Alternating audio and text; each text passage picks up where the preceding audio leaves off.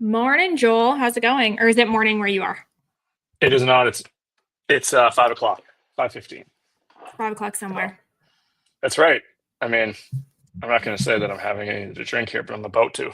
We're at welcome. It's a welcome dinner to the wedding that we're in Italy for. So, Just pure dedication to the pod. Recording before you go into a welcome drinks dinner in Italy. Like, who loves the market well, more than you, honestly? almost nobody, but I would say that my wife on our drive up here, she was like prepping me for this. This is her friend group from school, and she said, "Joel, no talking about politics at dinner." And I said, Yeah. well, perfect. I have to record this podcast prior, so I'll get it all out before I go and chat with your med school friends. So Yeah.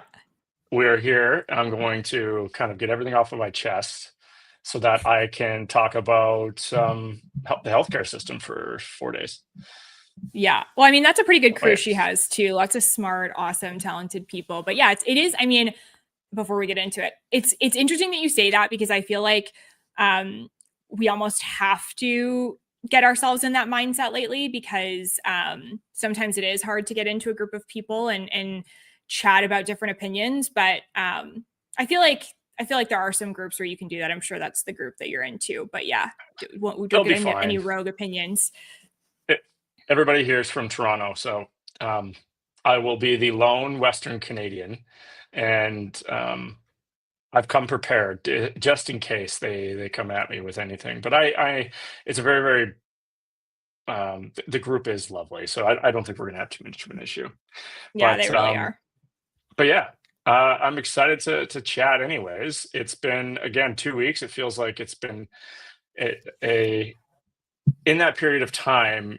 It feels as though 5 years happens in 2 weeks, Yep. and you know, I was doing a little bit of on these trips with family and stuff, and I'm sitting out. I finally get the kids down, and you start to like just think about stuff. But you're away from work, but you're in a way. I'm thinking about what I actually do for a living.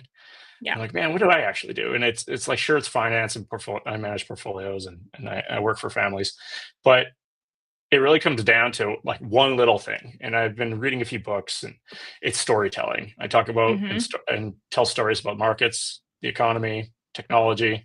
It's all one big story.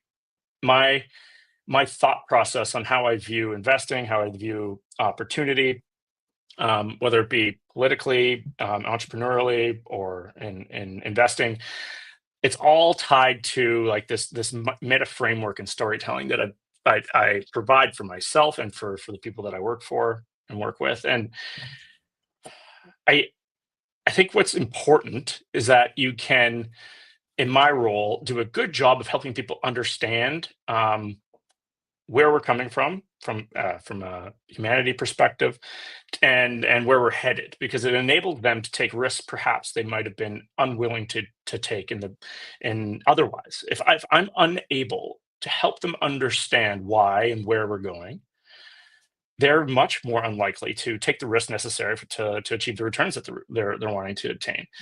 And I have to go through, and you notice this in the notes that we provide on Notion before we go live. It's like I just throw endless stuff in there, and it's really just me telling a story or crafting ideas that helps me understand the current moment that we're in. And I know that you do the same, but you're less likely to share it with me, whereas I just throw it all in the open. And recently, I think that this market specifically has really taken a life of its own.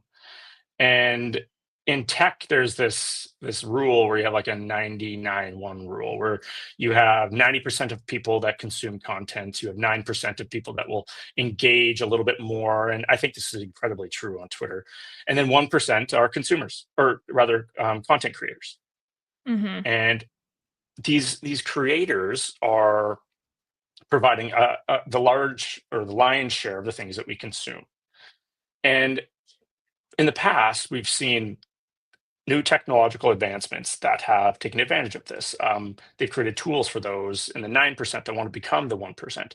And it has enabled people to become new stars and relevant influencers. We have this new craft and this new profession that was created 15, 20 years ago and has taken a life of its own, where we have influencers like Mr. Beast that are bigger than movie stars, they're bigger than athletes. And what's happened is in markets and in technology specifically, the companies that have enabled this ascension of regular folks into superstardom, these these technologies have actually been the most impactful of any, and has created the best returns for investors. Now, those tools, if you were to just like kind of think about them, have been Google, most specifically, the tools that they've provided, whether it be YouTube and the aggregation platform that they've put together. Google, specifically, the search engine that enables people that are writing to be found no matter where. And before, you used to have to write for a magazine or for a newspaper, but now you can just post something on a blog and it is then put together by Google. You have Meta, and that has Facebook and Instagram, that enables people to live stream just like we are today. And it enables us to put out ideas without having somebody who is platforming us. And these tools have ascended into superstardom, where they're now worth $2 trillion to $3 trillion. $3 trillion being the entire market cap of the Canadian publicly traded stocks. That is an enormous number. And moving forward, and what's very interesting, and what has really caught my eye over the last, call it 30 days, has been OpenAI's ascension to this new role, where they're now trying to become the Microsoft of artificial intelligence.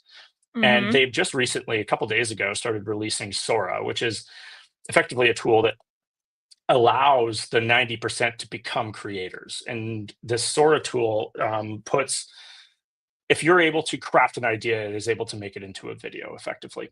And it's quite shocking how good it is. And this release, along with a whole host of other news releases from OpenAI, and I'm happy to list 10 of them right now, but whether it be the 10% deal with AMD, the 10% deal with NVIDIA in terms of their investment into OpenAI, their commitment or capital commitment to Oracle, this huge ecosystem of artificial intelligence is largely attached to the storytelling that is being provided by Sam Altman, who has been able to craft a meaningful, we'll call it, story of releases that has pushed our stock market to all-time highs. And the market itself doesn't seem to want to slow down. Currently, there's many investors. Paul Tudor Jones, just recently, who's one of the most notorious hedge fund managers in America, has recently come out to say that we're in a bubble. There's no shortage of handsomely rich investors that are starting to call BS on the capex from these large companies and smaller. But what's interesting is that this story just continues to develop, and folks continue to remain very bullish on U.S. large cap stocks. They have gotten to the point where they're almost outperforming Germany, which was largely leading the developed world over the last, call it, 9 to 12 months. The tariff tantrum of just 5 months ago or 6 months ago is long forgotten. It is an incredible exercise in storytelling. And whether or not AI progress is going to hit a wall is impossible for me to know. But the real risk in this bubble popping, to me, is going to be not necessarily a failure of the technology necessarily, but I actually think it's Sam Altman and the large tech CEOs that are investing in not just him, but Anthropic and many of the other LLMs and chat companies, or we'll call it AGI businesses. It's their inability to develop a storyline that people continue to buy into. So, to me, where I started today might seem silly, in that I'm attaching some ridiculous idea of storytelling to trillions of dollars in market cap, but I actually think that this is what ends up stopping or throwing the proverbial stick into the spokes of the AI bicycle. And if they can continue to tell a meaningful story and have incredible results with regards to AI model releases and a step function improvement of return on capital, I don't see this as a bubble that is anywhere near its end. And on my flight over to to Italy from Lisbon today, I was listening to most recent podcast on Just Like the Best. They had Dylan Patel on Mm. from Fabricated Knowledge and Semi Analysis, and he is one of the preeminent writers and analysts on the AI cycle. And his conversation with Patrick O'Shaughnessy for 2 hours is a must listen for anybody. It is exactly where we're headed, and he really clears up a lot of this current environment for those that maybe think it's beyond them. I think that that'd be a really great place for them to strap in and learn a little bit. So anyway, Mel, back to kind of where are we with the market? I mean, the index continues to make new highs, whether that be Canada or the United States and overseas. Gold continues to rally. It's up another 10% in September. It's been an amazing year. European equities have outperformed. It's been quite shocking, but I think outside of the AI story, the secondary and probably the most important item that I think people should be paying attention to is gold prices. It's quite clear that the U.S. hegemony as a dollar-dominated economy is becoming less and less relevant due to the prominence and the investment in gold, and to a lesser extent Bitcoin. And I think it's increasingly important to understand that sovereign entities outside of the United States and our major, and the U.S.'s major trading partners, are buying gobs and gobs of gold reserves, and they are shifting their strategy from owning U.S. dollars to owning gold, not necessarily in entirety, but as a portfolio hedge. And they're hedging their exposures back to, especially large asset managers and pension funds and endowments. They're hedging their exposure back to their specific currency rather than owning U.S. dollars, and that is a step function change. And until there's some sort of clarity from Washington and the Trump administration, it's very unlikely that this is going to reverse. So I think that there's two things contributing to this, and it's one, uncertainty with tariffs, and two, continued deficits from all the major economies across the planet. Yep. As so long as those things continue to happen, gold prices are likely going to continue up and to the right. Not financial advice. So Mel, I think that sort of dovetails well into your number one topic, which is it sounds like Carney's going to finally chat with Donnie T. Again. Okay, before we move on to that, though, I just want to comment, because I know that when you started the podcast, you're like, oh, it's a little unconventional to talk about storytelling, but it's really funny that you mentioned that, because there's a book called The 7 Basic Plots. I don't know if you've ever read it. I have not. Okay, well, it's a good book. It's quite a thick book. It's called The 7 Basic Plots: Why We Tell Stories. It was published in 2004. It's by a guy named Christopher Booker. And I actually teach this when I'm teaching people how to lobby and how to negotiate, because you're talking about it in the context of storytelling being important for people to understand markets. I think as much as it is important to learn how to tell stories, to communicate, it's important to contextualize where you may be in a certain story as well, when you're negotiating, when you're lobbying, when you're looking at the market as well. So I think that that's actually not a bad way to look at things, because one thing that I'm always cognizant of in my sphere, and I think it applies to finance as well, is human nature. Human beings are different. As you say, technology is different. The conditions are different, but the way in which human beings react and respond to stimuli tends to be the same. And so I actually do think that it's instructive to look at storytelling, both from a way of communicating from that content creation perspective. But sometimes when I'm in a tough negotiation or in a tough spot, I try to think of like what the plot line is for me or my client or whatever I'm dealing with, and what the plot line for the person opposite or the party opposite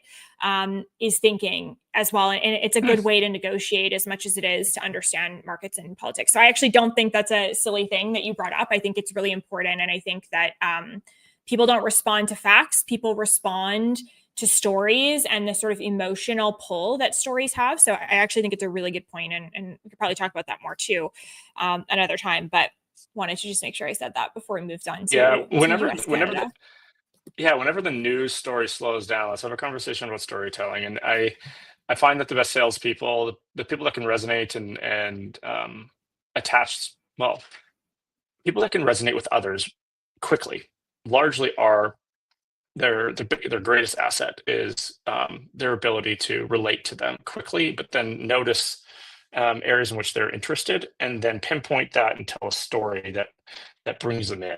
And that is an art, something that you not always born with, but it certainly is something that you can train into your conversation style and how you read rooms and situations. And I think you made a really good point. I'm gonna have to. I wrote that book down, so It's very thick. Like I've not ever read it cover to cover. I read excerpts of it because it's literally like this thick. But it's a good one to go into. Okay, I'll check it out. Awesome. But it's a good pivot into the US Canada stuff. So in about 10 minutes, Carney is scheduled to be in the Oval Office meeting with President Trump. This will be the second time that he's been to Washington. Carney's been to Washington and had a White House meeting. And so they've met a few other times before, notably when Canada hosted the G7 in Kananaskis earlier this spring, and sounds like this meeting came out of a sort of informal exchange that they had at the UN General Assembly last month. And the way in which Trump conducts foreign policy at times is like, hey, why don't you stop by? So I think that's what this visit is all about. But it's timely, I think, because I think we talked about this a few episodes ago from the political perspective and how much the tariff regime or the tariff realities have changed over the past few months, thinking of where we were in March when we were in the middle of the federal or entering the federal election rather, and the tariffs that Trudeau and subsequently Carney had put on the United States to where we are now. So the tariffs that currently exist as of September 1st on the US are primarily concentrated on steel, aluminum, and auto imports at that 25% mark. Carney has removed most of the other retaliatory tariffs that they elbows up earlier this year. So for anybody thinking that, those elbows are still up, they're not. That's the right move for Carney. I'm fully supportive of that. I think that's the right move. It's just a little bit different than what he campaigned on. And the big discussion point, I think, or I guess the things that have changed, or what I anticipate will have changed as part of this discussion, is the fact that Trump is starting, this is kind of a juxtaposition to what you're saying about the large cap stocks and the performance of the stock market. But President Trump is no doubt starting to feel the pressure from American companies that are feeling what the tariff uncertainty, feeling the negative effects of the tariff uncertainty. And there's been some recent polling from the US that suggests that many believe that the economy is headed in the wrong direction. And so I think we're always talking about the sort of two aspects. We're talking about the economy and the market. And as we've discussed, they're not the same thing. They're not the same. And they often don't follow the same sort of trends. So, and that is actually quite interesting because we know from President Trump, or we can infer from President Trump, that he looks to the stock market as his barometer of success. And he, stock market up, good day. Stock market down, bad day. And while that may be an appropriate way to look at performance, if you're an asset manager or somebody in the private sector that's worried about that, that's really not the whole story. So I think the thing that's going to be different about this meeting, when they start meeting in the next 5 to 10 minutes, is that Trump may be slightly more aware of the fact that it's not such a great idea to be in an argument with Canada. But I don't know that Canada today is showing up to that meeting with much more leverage than they had previously, because I don't know how much stock no pun intended. I don't know how much stock Trump puts in polling numbers of the American public feeling the economy is headed in the wrong direction. He still has another year until midterm elections are going to perhaps impact people in the GOP and the political pressure he may feel internally. But I don't know that much has necessarily changed since they met last time. I think it's a good thing that Carney's meeting with Trump. It's a good thing that they have a relationship. Trump certainly seems to have a better relationship with Carney than he did with Trudeau and Freeland. So that's good. But I'm curious to see what actually comes out of this, and whether or not Trump actually hits Carney with some of the other foreign policy topics we got into a couple of weeks ago, as well. So it's sort of like a Cole's Notes. I don't know if you have any questions about that directly, but we'll see what happens. No, I think what I would do is add to it, and in addition to your comments regarding the economy not being the stock market, there is a K-shaped structure to the current market where we have a portion that is largely outperforming the other. I would say 7 or 8 companies are dragging the stock market up, while the rest of the market is not participating, so to speak. Now, while that is not 100% true, there are plenty of companies that are participating. The lion's share of the market cap appreciation is finding itself inside of the Nasdaq 100, and that in of itself is a poor representation of the overall economy. And if you were to look at the core PCE, which has started to tick back up in the United States, if you were to look at unemployment expectations, if you were to look at consumer confidence, and all 3 of those numbers, inflation ticking back up with the most recent number of 2.9% in the United States, you have retail sales that are on fire, but that it's barely outpacing inflation. You have a consumer confidence number sub 65, which the average is usually right around 80. The reality is that the average American feels that they are not receiving the same sort of bump that is being felt by capital owners in the United States.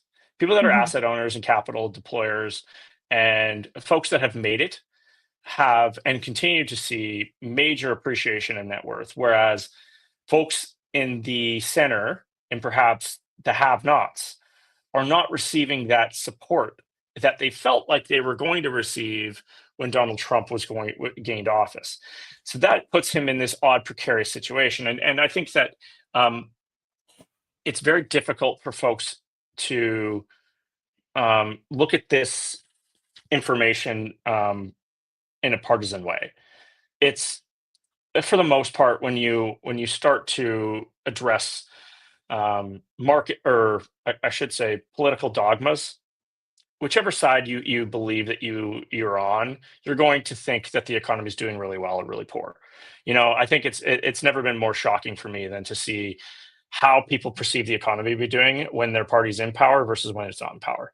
When you see it, literally just shifts completely based on who's currently running the country, and I think that eliminates basically any sort of polling data that asks folks how they view the economy.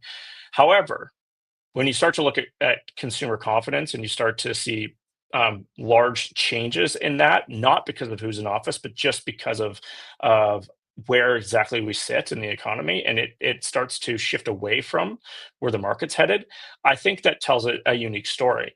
And you were making this point that the midterms are en route, and it's in 2026. It's going to be an incredibly important thing for him. He's, I think, losing some steam with a good portion of his base, in that his tariffs have not resulted in the, we'll call it, center of America economic boom that I believe he was voted in on.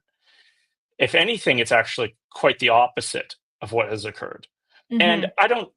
I'm not the person who attaches economic outcomes as tightly to politicians as some people do. I believe that the economy will do what the economy does. while I also believe policy and how you craft that policy is really important. And right now, I believe if you were to ask the average, we'll call it, of 2,000 Republican voters in, we'll call it, flyover states, I'm not so certain they'd be as bullish as the folks that are in Texas and in Florida. So I think you point out some important things. I'm of the opinion that waiting to get any sort of negotiation done with the United States is likely going to turn out to be a benefit to Carney, Hmm. largely because of how this has shaken out Yeah, and just how dependent we each of our nations are on one another. correct. And I think that people that vote on this, that don't actually have a vote, but a vote with their dollars, are noticing this, and you can see it. The Canadian stock market has done incredibly well, and I'm I believe that there's a lot of upside um, on the back half of a Trump administration with Carney, more so than where we were 3 years ago or 2 years ago. Hmm. So I'm interested to see how this plays out. I'll be paying attention to your comments in post 20 minutes.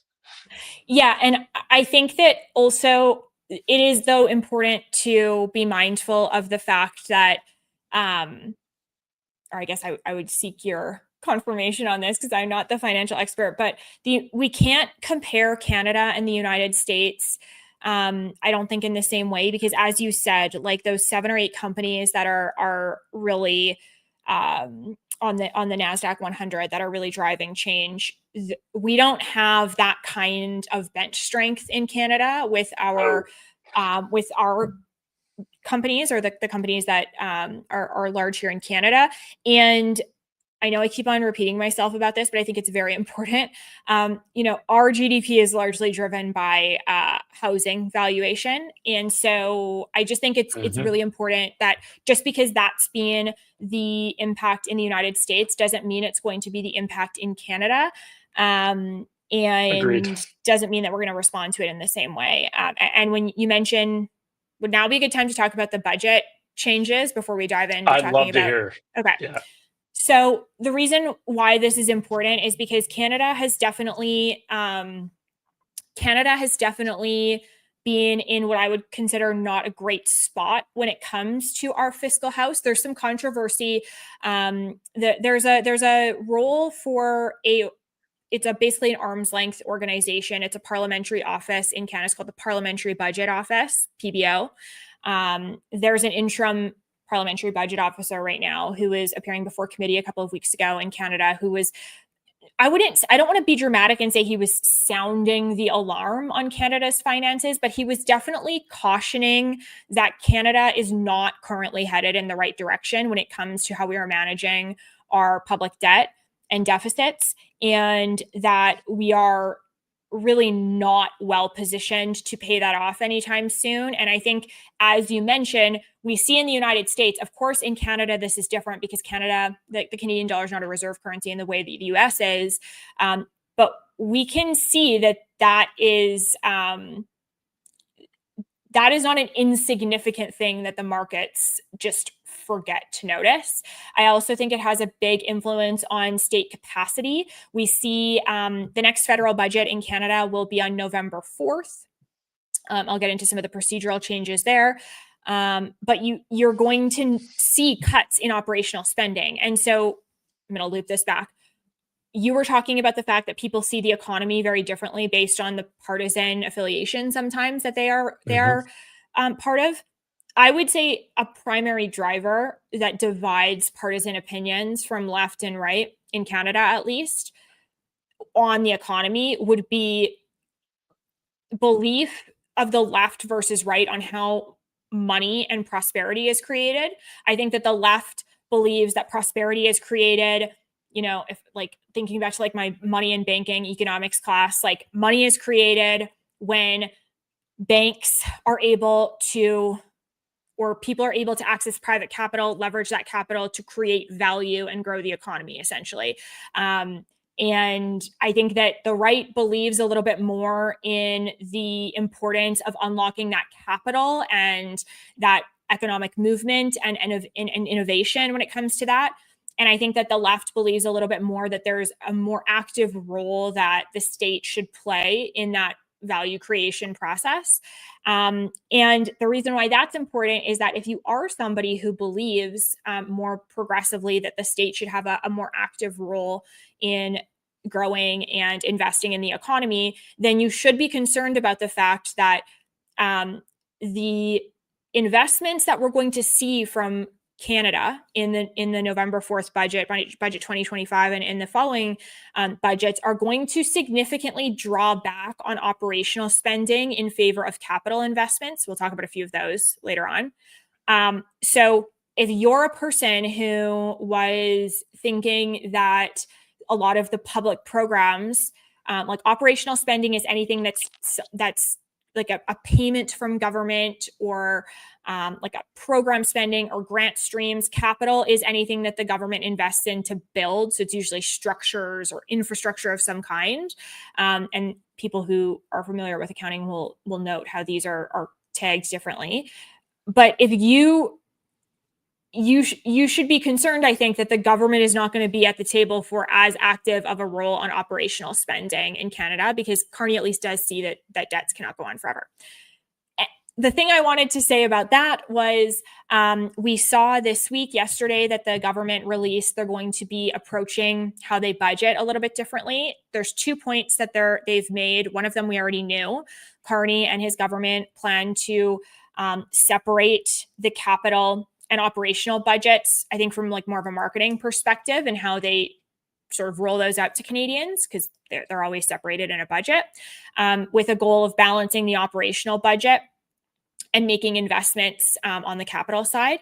So we are going to see cuts to operations from that perspective. The second thing we heard yesterday was that the government intends to table legislation, to present its budget. So it's essentially like the marketing plan, like not the actual legislative mechanism of budgets, in the fall versus in the spring, so that industry and Canadians have a sense of what they can expect to see coming in the next fiscal year with a little bit more lead time. So those are 2 changes that came from this week. So I've been saying for the past few weeks that I don't know that we're going to see that much of what to expect in fiscal 26-27 in that November 4th budget, but we actually might if they decide to sort of institute some of these things more immediately. So budget 2025 being tabled on November 4th in my books just became a little bit more important on a forward-looking basis than it was previously. So I'll stop there, but it's an interesting change in terms of how they're hoping to give and signal that clarity, I think. So, from like a market perspective, we'll have probably a better sense this fall of where Canada is going to put its investment, which may help their case and their efforts, even with negotiating with the U.S.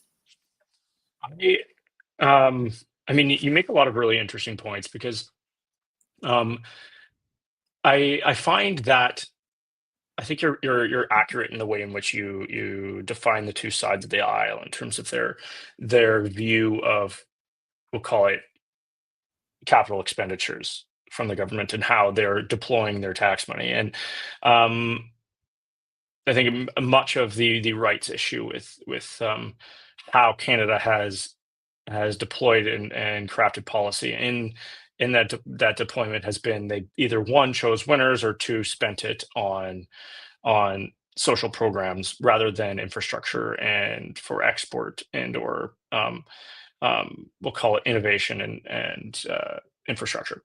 And interestingly, I think that this most recent shift, I think, in 1, a technological paradigm, 2, political shift that we've seen, and I think 3, the change in who is actually representing the Liberal Party in Canada has uniquely enabled us to, I think, make a change in the way in which we handle our finances. And it'll be interesting to see on November 4th and the preceding and the days following what that budget looks like. I know that their capital plans are some people in Alberta are happy, some aren't.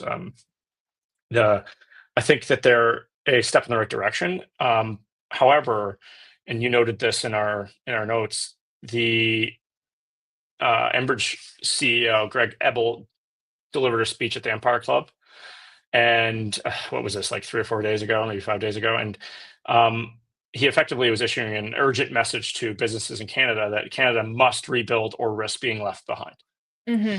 And in his comments, he also notably addressed how we missed a lot of the infrastructure opportunity of 15, 20 years ago, Mm-hmm. and that we can't afford to miss a second chance. Rarely do you get a second chance at a paradigm shifting CapEx deployment opportunity. But I think uniquely, this one is bigger and badder and more intense and likely going to have better return. And this is something that I'm going to be writing a lot about in the coming, call it, year and a half, I think.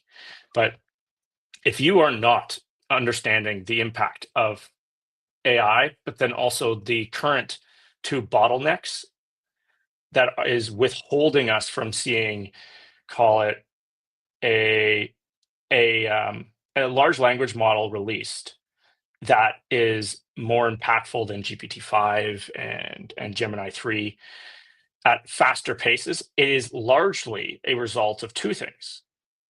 Latency. So I think a lot of people have probably had or grew up with dial-up and then having incrementally better fiber delivered to their house so that they can stream more, right? I remember back in the day when you used to go doo doo doo when you were signing into the internet. Couldn't use the phone while using the internet. Those exactly. that was a simpler time. I mean, can we just in many ways it would be nice to be back there, just emotionally. You know? I know, but now I'm sitting at this like farm in the middle of Italy, and I'm able to talk to you, and you're on the other side of the world. We would not be doing any of that. Yeah, absolutely not. So interestingly, our houses have now enabled us everywhere in the world to do put near anything. However, in order to have a cloud-based large language model that delivers you the world's information, it requires a low latency. Now, that's more of a networking issue and more of a hardware problem.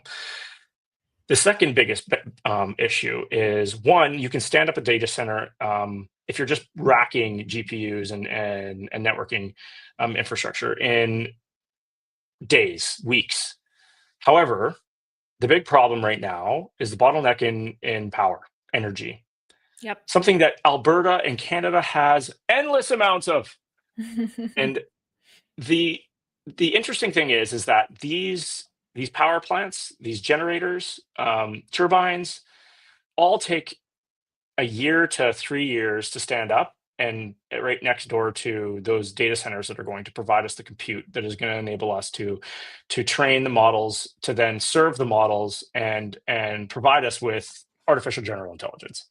And I think when Greg Ebel is making this point, he is talking about this demand. Right now, they have a $20 billion CapEx budget at maybe it's 20 or 30 billion for Enbridge. I'm forgetting the number, but 2/3 of that is going to the United States. Mm-hmm. The other 1/3 of that CapEx is mostly just maintaining and slightly, and they're we'll call it expanding a few things in Canada. Most of that is maintaining, that's maintenance CapEx. That is telling a story. Yep. The largest pipeline utility in the country, and not just our country, also nearly the largest utility in the United States, is telling us that there's no business case and opportunity in Canada because of issues politically. Yes, and they can't get anything done. He made 3 comments on 3, I believe, like 3 different bills. Yes. So or pieces of legislation. This is a great point, Joel, and you beat me to it. I talked about how the Carney government is going to start investing in capital, which they should, by the way. But it's important to note that we need capital deployment from the government in their lane when it comes to public infrastructure, roads, bridges, universities, hospitals. That's more of a provincial thing. Education. We absolutely need the deployment of capital from the public sector and with taxpayer dollars.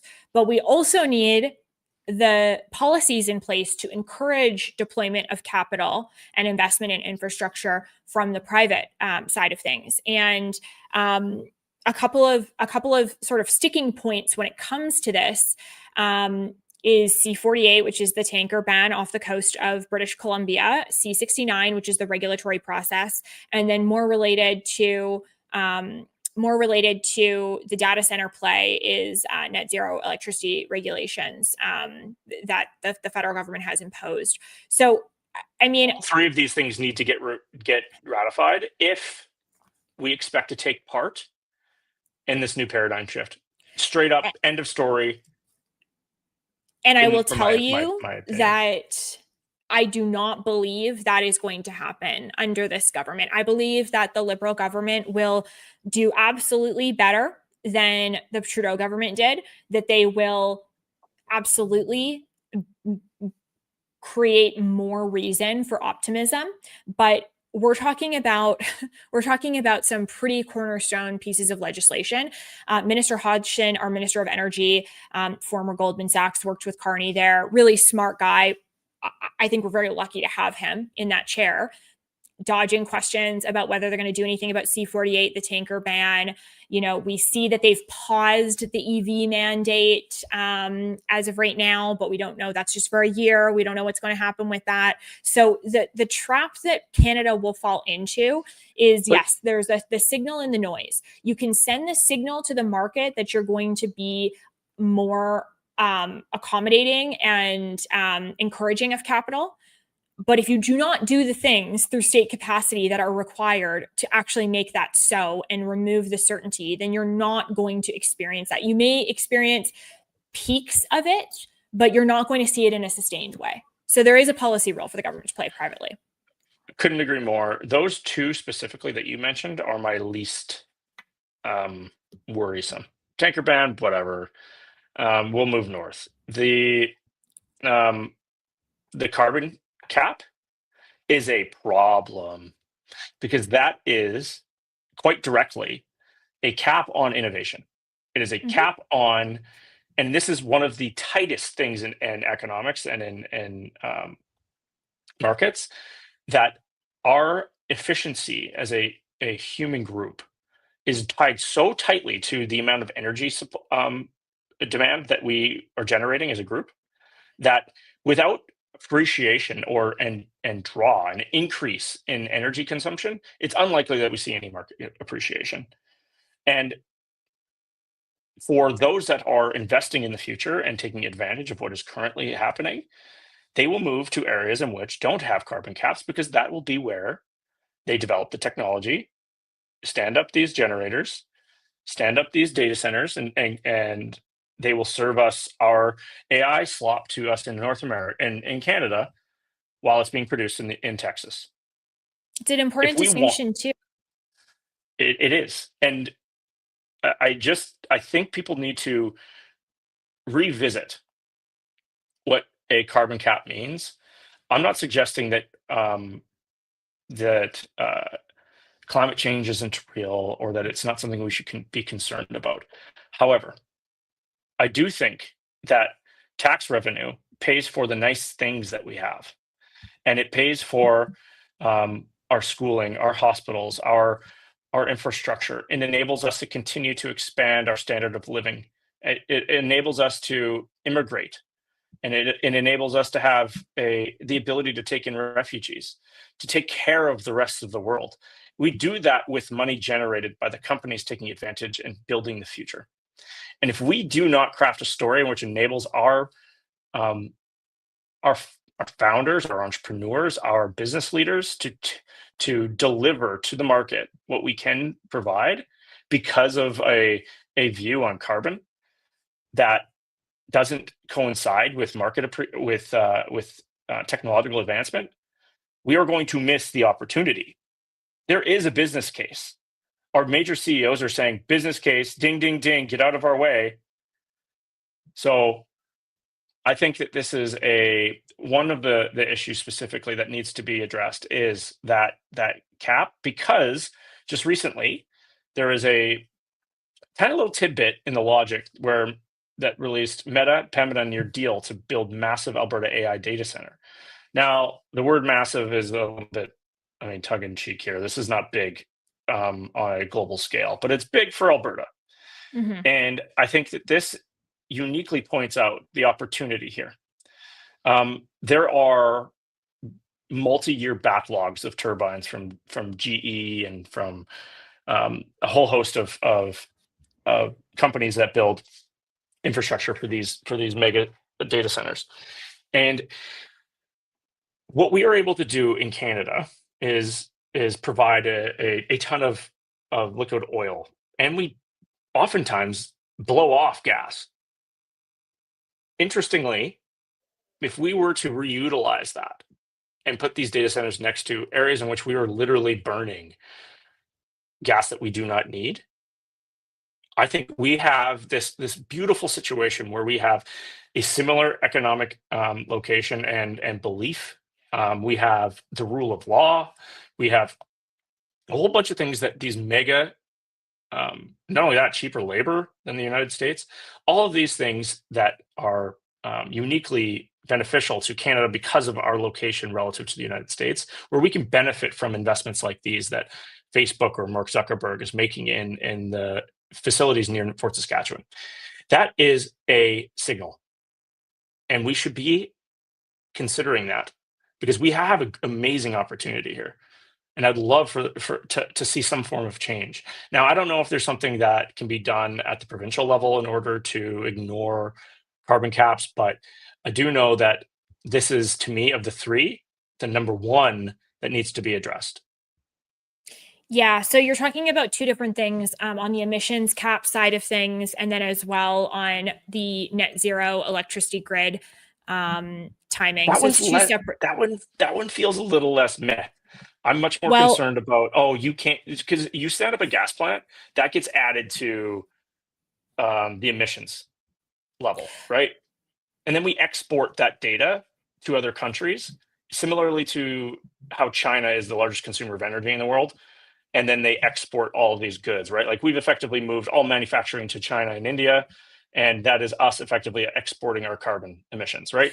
Um, Go ahead. I know that you but have a. the reason why that's an important distinction is that Alberta is not in the same spot as other provinces. Alberta's electricity grid is majority run by natural gas. And so Mhm. if you want to be net zero just from like the normal usage of electricity that we have just as consumers, and you want to add data center capacity on top of that, sort of depending on how those data centers are going to be powered, if they're going to be powered by nat gas or other sources of energy, it's an important consideration because the more demand that you are putting on the electricity grid, Mhm. the more of a burden on the net zero aspect of it, right? And so the source of that energy, if it's going to be nat gas, that's not going to be compatible with the timelines that the federal government have imposed on the net zero timeline because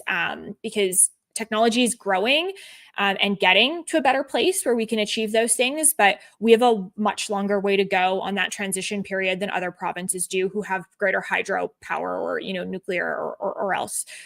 So that's just and Alberta has transitioned away from coal beginning in 2015, so that's a good thing. But I mean, natural gas is still more emissions intensive than like wind or hydro or solar. So it's just an important distinction to make that those maybe this is a good place to segue before we finish off into the idea of the West Coast pipeline application that Mhm. Smith wants to put forward. Um, Was First one of thing all, I what want do to you add to think that about it? though. Okay, go ahead. Go ahead. Go Well, ahead. okay, I want to add one thing to the grid situation. Now, Yeah. the grid is not all dependent upon itself. There are separate sections, right? So, interestingly, these data centers, depending on the size, so now the ones that they're looking at attaching to our grid in, we'll call it north of Edmonton, those would be, as you stated, attached to or a impact on our grid in terms of draw. It would impact the cities surrounding. However, dependent on size, if you're standing up a, call it a 500 megawatt to a 1 gigawatt data center, that in itself would likely be sufficient to have its own nuclear power source, to have its own, we'll call it solar farm and gas plant, where it would be completely within its own circuit. And that is where we're headed in terms of CapEx size. As just to attach a number for folks that don't quite understand the impact of this, in order to stand up a data center that is, call it a gigawatt, it's 50 billion in CapEx. 50 billion. That is the entire market cap of Suncor, or we'll call it 70% of it. That is an enormous sum of money. That is like, what's the projected cost of the LRT in Edmonton? 3.5 billion. Yeah, probably somewhere between 3 and 5 billion. So it's about 15 to 16 times the size of that, and they're setting these things up in less than a year. Mm-hmm. So to think that this would be impactful is an understatement.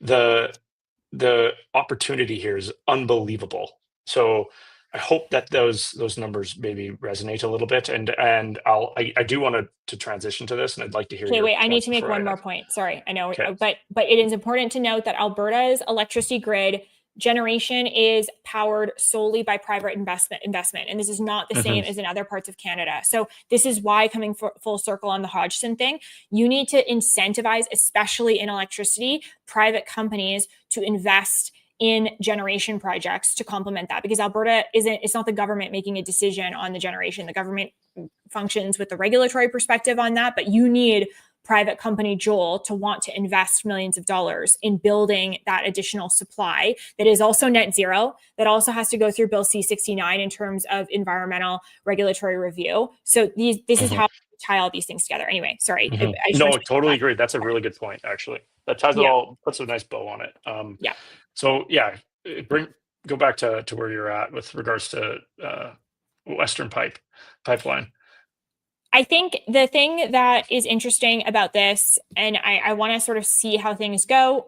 There's more politics to this than there. Well, I mean, there's lots of policy to this. It's a huge proposed project, but I think what Smith is doing with this is saying your move, Carney, because Carney has opened up this major projects office based in Calgary. The first 5 projects that were released did not include a pipeline, but he is basically arguing that things are going to be different, et cetera, because of the way that the regulatory works. The fact that like having a private proponent solely on this doesn't quite work, but the fact that the government is now saying that they're going to be a proponent for this proposed project, they're going to invest $14 million to support early planning work, and they are going to submit an application to the Major Projects Office in spring of 2026. You've got Southbow, Enbridge, and Trans Mountain participating in this as 3 companies in the technical advisory group. Basically, what needs to happen is that Carney, from a political perspective, needs to be willing to deploy political capital to make this happen. And he essentially needs to, like, we have David Eby, the Premier of British Columbia, saying that this is not something that they want. The Indigenous groups don't want this. This is going to be, I think, the first real national unity and economic test for Carney of whether he cares more about not rocking the boat, or whether he puts his neck out and says, I understand your concerns and I thank you for them, but we are building this pipeline.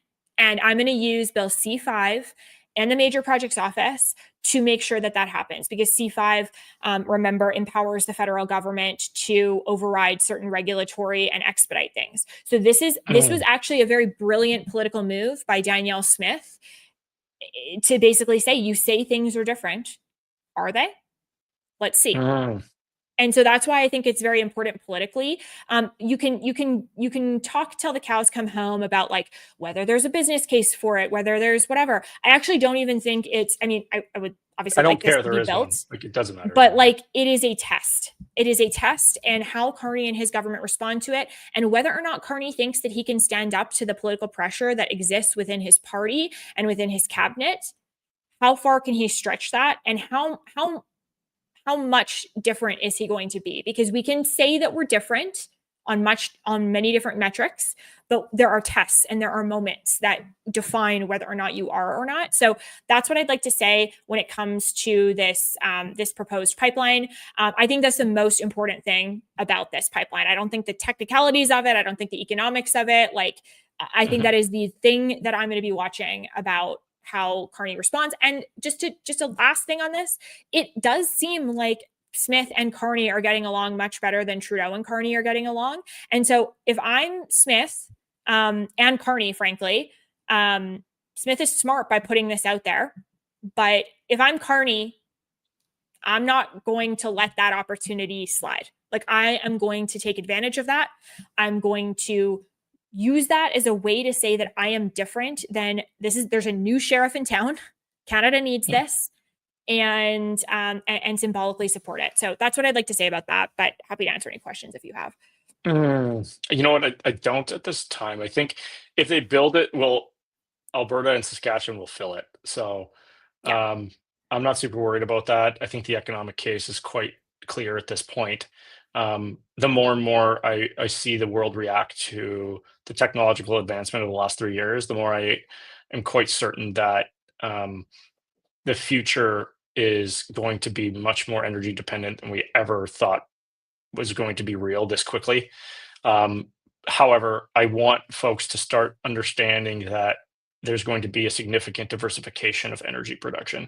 And uniquely, Alberta actually has the ability to be that. We can continue to be the Texas of Canada, in that we will be able to provide not just oil and gas. We are able to provide incredible advancements in solar deployment and wind. It doesn't stop at what we pull out of the ground necessarily. We have a very long sunny season. We have incredible engineering talent. We have capital. We have a risk-taking mentality. Uniquely, Alberta is positioned to do incredibly well over the next 30 years. And it's not, I think if you were to ask me that 6 years ago, I don't know if I would have answered it the same way. But I feel that way now, more so than I did even 2 years ago. So it's exciting. Cool. Hopefully Carney can come to the table and do some things that perhaps we've grown accustomed to not getting done in Canada. Carney, I have actually faith in Carney, but Carney is part of a government that has a lot of people that maybe are not on that page yet. So I think that Carney has strong leadership skills. Again, even though I lean more conservative, I will be congratulating Carney after watching the coverage today in the Oval Office if he does well, if he's able to, use this major projects office. Like I want to see Canada succeed, and I'm happy to see people trying some different things to make that happen. So we onward. It's just been it's actually been crazy with the amount that's been happening in politics and markets lately. It's insane. It's just so much. It's so exciting. I'm having more fun than I've ever had. So it's the life of a showgirl, right, Joel? On the way out, I'd love to get your review of the I listened to a reel saying that I should never ask a Swiftie what they think of the most recent album. They should come to you in their expression of it. But I'm guessing you enjoyed it. So I enjoyed it, and I posted about this on Instagram the other day too. The reason why I enjoyed it, because I enjoy people who are highly authentic. I mean, she's obviously so talented and a brilliant artist, but I think that we should be congratulating people for being authentic. She is definitely in her don't give an F era where she is just like, she's not being apologetic about her wealth, about her success, about her relationship. I think that's fantastic from a female empowerment perspective, but also just you do you, Taylor. You deserve this. You have earned this. Well, it's unlikely that I'll listen to any of it. However, I am always cheering for her because I think that she's an incredible role model, and she is. I want her to be successful. Yes, likewise. Okay, well, next time we chat is going to be after the municipal elections in Alberta, so we'll have much to discuss there, and you'll be back in Canada, and hopefully this. Do you got a prediction? A little bit. You got any predictions? No, actually, I have no idea. Honestly, there's too many people running to be able to say how things are going to go. I got no idea. I haven't been close enough to it municipally. I intend on getting a little bit more integrated when I get back. So Yeah, we'll see. cool. All right, Okay. Mel. Thank you Well, so much for your safe time. travels. Bye, Joel. Bye.